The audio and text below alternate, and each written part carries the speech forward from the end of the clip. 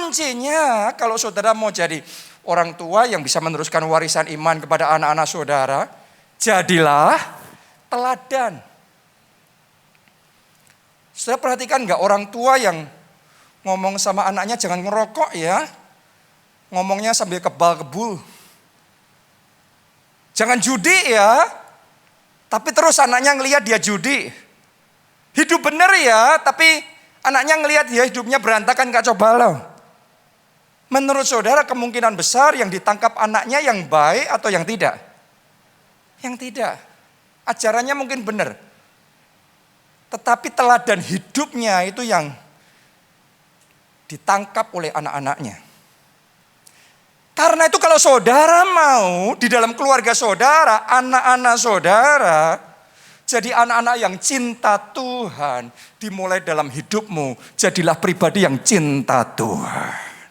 Kalau saudara mau anak-anak saudara menghargai ibadah, maka saudara prioritaskan ibadah dalam hidup saudara. Kalau Anda mau anak-anak saudara hidup dalam integritas, berikan teladan hidup di dalam integritas. Karena teladan kita itu diimpartasikan kepada keturunan kita. Itu yang pertama. Yang kedua, jadi teladannya, tanamkannya sedini mungkin.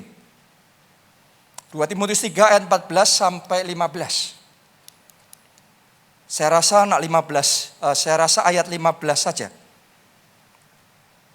Ingatlah juga bahwa dari kecil engkau sudah mengenal kitab suci yang dapat memberi hikmat kepadamu dan menuntun engkau kepada keselamatan oleh iman kepada Kristus Yesus. Ini masih Timotius ini. Jadi alasan kenapa Timotius bisa menangkap warisan ilahi itu karena Lois neneknya dan Eunike mamanya sudah berusaha menanamkannya sejak dari kecil. Jadi Anda yang punya anak-anak masih kecil, saudara punya kesempatan yang sangat besar untuk meneruskan warisan iman di dalam keluarga saudara. Oke.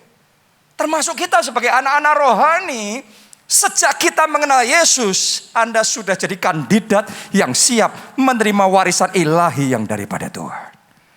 Jadi berusaha menangkap.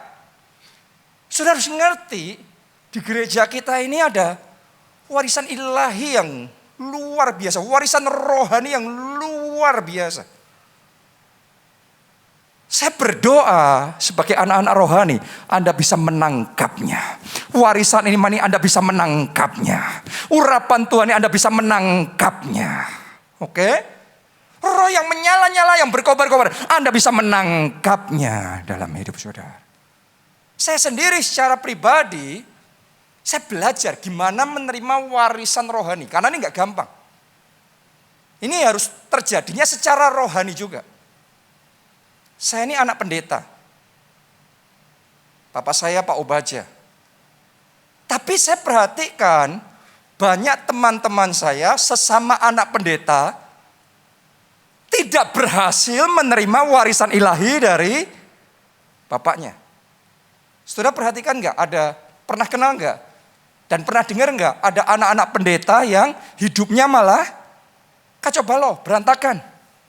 Zaman bapaknya orang lihat, wow luar biasa, Tuhan pakai bapaknya, Tuhan urapi, dan kegerahan besar terjadi. Begitu bapaknya nggak ada, anaknya beda cerita. Padahal kalau Anda pelajari dalam Alkitab, Allah Abraham, Allah Ishak, Allah Yakub, Abraham itu great. Isa itu very great. Yakub very very great. Dari generasi ke generasi warisan imannya bukan mengecil, warisan imannya tambah besar. Doa saya itu yang Tuhan kerjakan dalam hidup saudara di tengah-tengah kita. Warisan iman, warisan rohani tambah besar, berlipat kali ganda dan berlimpah-limpah. Amin. Saya sadar sepenuhnya sekarang saya ada sebagaimana saya ada ini. Karena saya menerima warisan iman dari orang tua saya. Orang tua saya itu secara jasmani orang tua saya, juga secara rohani orang tua saya. Pas kebetulan, ya, saudara dan saya anak-anak rohani dari Pak Obaja. Ya, mungkin Pak Obaja bukan orang tua jasmani Anda, tapi sebagai anak rohaninya, Anda bisa menangkap impartasi warisan ilahi yang luar biasa. Amin. Jadi Anda harus ngerti, karena kalau nggak ngerti di dalam Alkitab, Anda lihat, ya, ada anak yang bisa nangkep itu, ada anak yang nggak bisa. Tadi saya ngomong sama saudara, ada anak pendeta yang nggak bisa nangkep itu, tapi ada anak-anak pendeta, rekan-rekan saya, yang juga bisa nangkep itu. Saya bisa nangkep warisan iman dari orang tua saya, panggilan ilahi itu, saya bisa nangkep itu. Anointing yang Tuhan berikan dalam hidup Pak Obaja, saya tahu, saya terima itu juga. Kapasitas leadership yang Tuhan berikan sama Pak Obaja, Tuhan kasih juga sama saya. Karena ini bagian dari warisan iman. Dan berita baiknya itu tidak terbatas hanya sama saya, tapi itu juga available, tersedia buat kita semua. Kalau Anda ngerti prinsip warisan iman ini, karena warisan iman beda sama warisan jasmani. Warisan jasmani Anda perlu terima secara jasmani, secara legal. Tapi warisan rohani Anda bisa terima dengan iman. Dan saya tahu saat ini juga, sementara saya ngomong begini, ada orang-orang di tempat ini yang sedang terima warisan imannya diperbesar oleh Tuhan. Ditambah-tambahkan oleh Tuhan.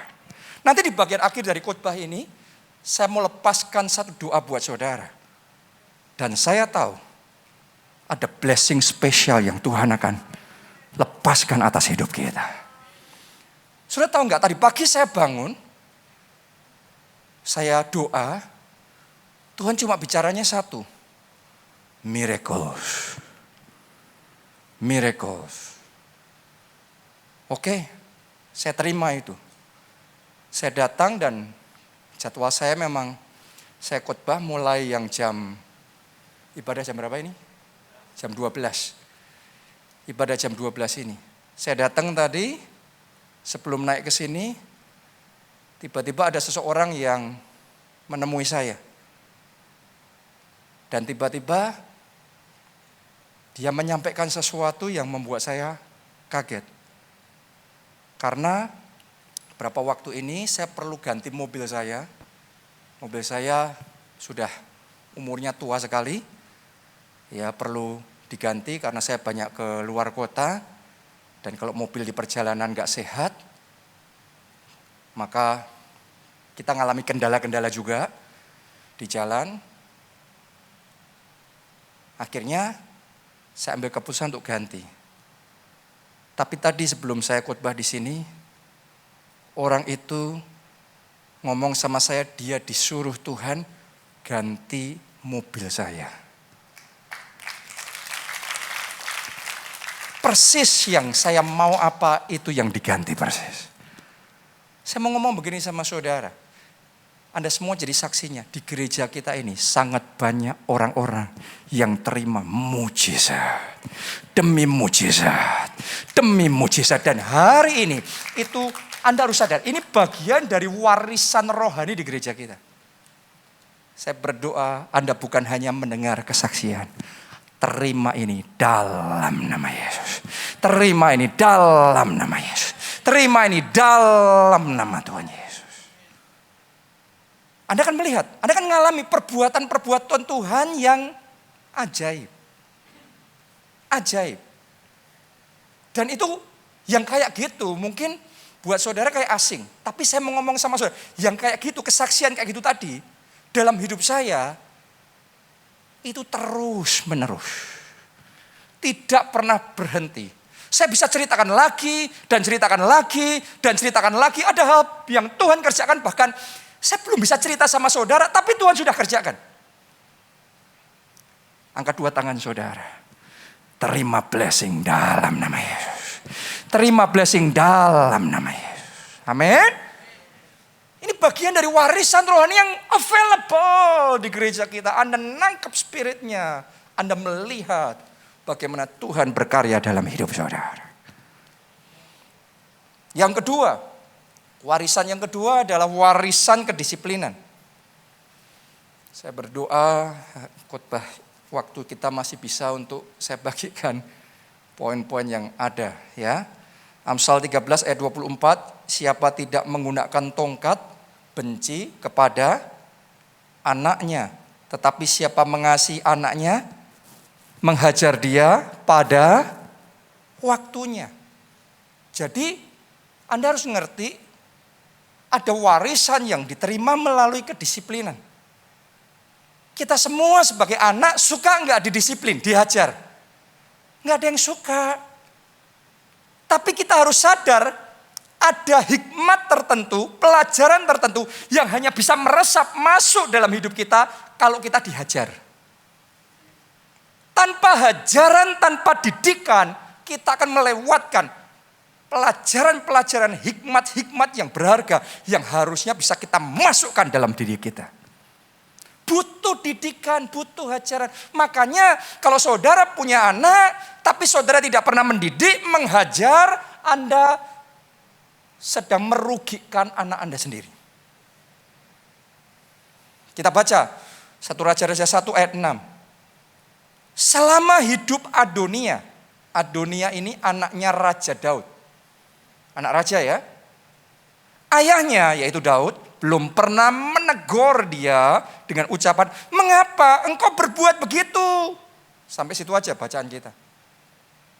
Jadi Daud ini ternyata di dalam mendidik anak kurang baik. Anaknya nggak dididik, dibiarin aja nggak apa-apa. Mungkin dia nganggap dulu dia orang susah, sekarang dia sudah diangkat, diberkati, dia nggak mau anaknya susah kayak dia dulu.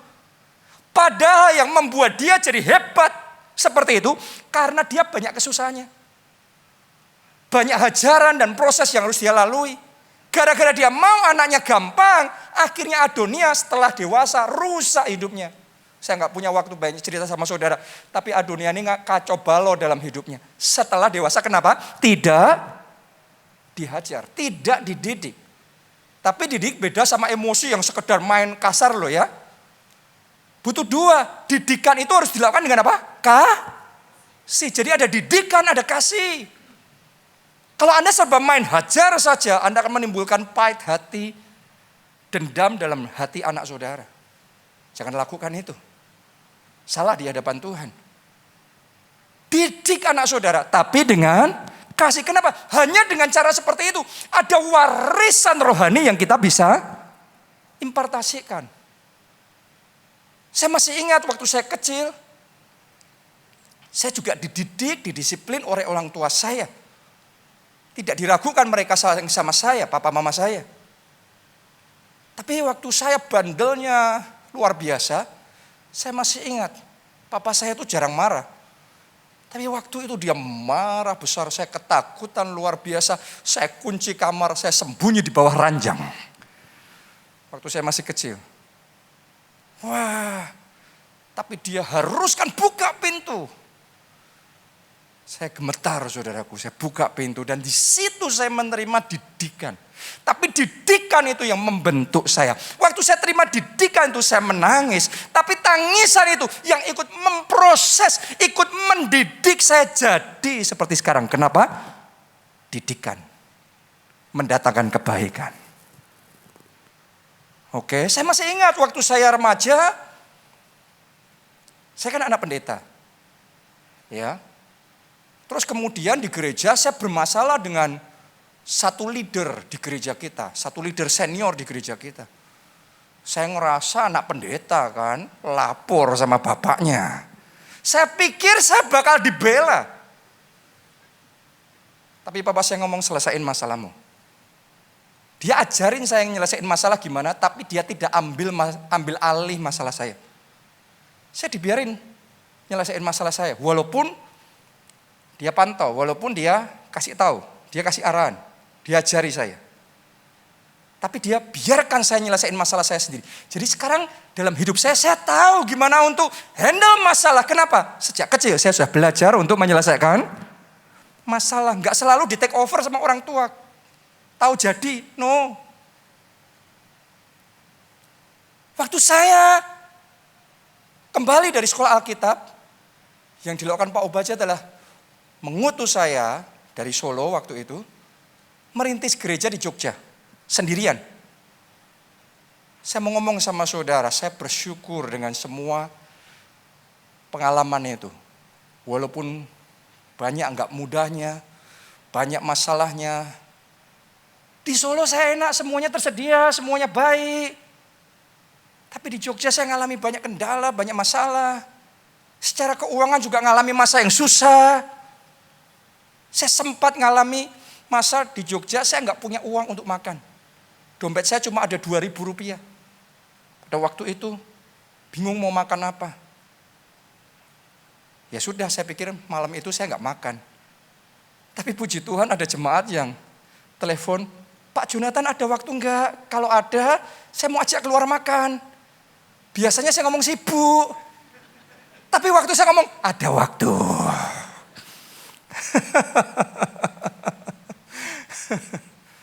Saya melalui masa-masa seperti itu di mana rumah kontrakan saya pada waktu itu enggak bisa bayar listrik, dimatiin listriknya, saya hidup dalam kegelapan sama berapa waktu.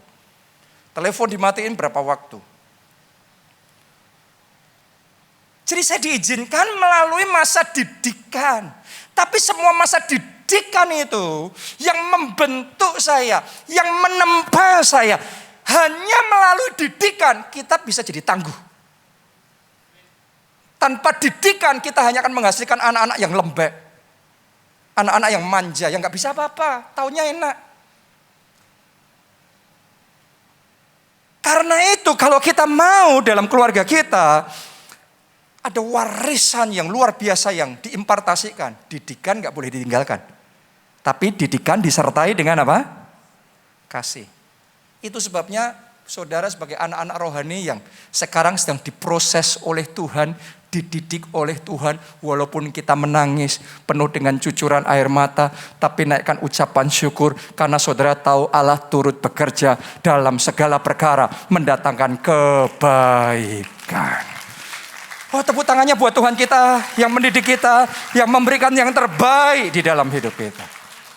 Amin.